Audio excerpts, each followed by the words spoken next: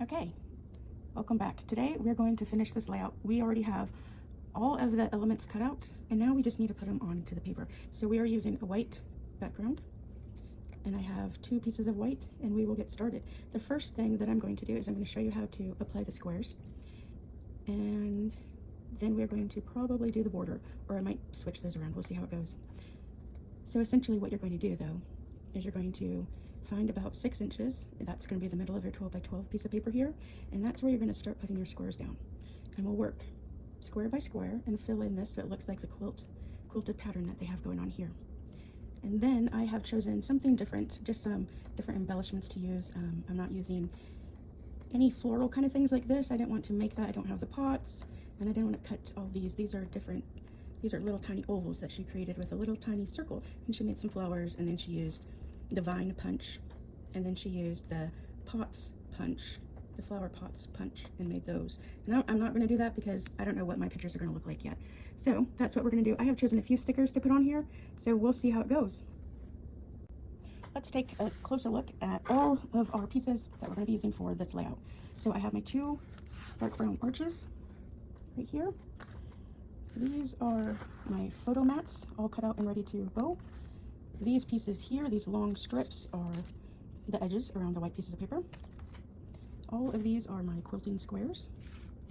And then I chose a couple of different stickers here. And we're just gonna, they're kind of benign, very, I don't know, I guess it's a little bit summery, this one with the dragonflies, but I thought they were cute and I thought they would match with this. And I also thought that these colors kind of matched with the colors that I'm using in the paper.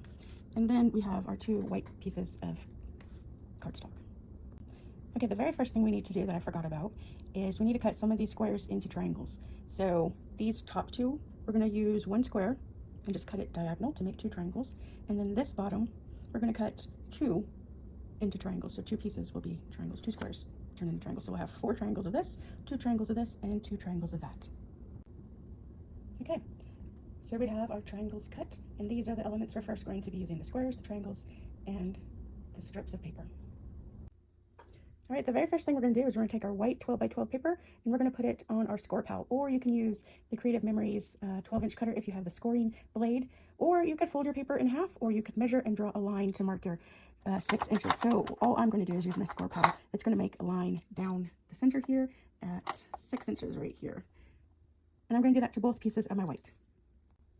Okay, I've done both pieces of my white, and you can see the score line down the 6-inch center line there. And basically all I want to do is make a guide mark so I can put my squares on there. And that's just showing me the middle, and that is where I'm going to start building the quilted part using the squares. If you use your pencil, that's fine too. To mark your 6-inch line, you'll just need to go back and erase any pencil marks you might have made after we put on the squares.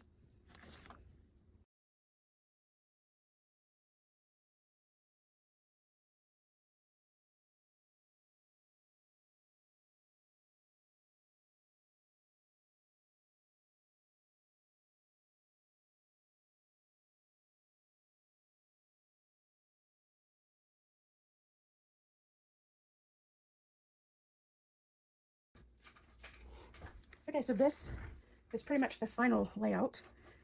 What I've done here is I did add a photo mat right here, and I cut down this arch.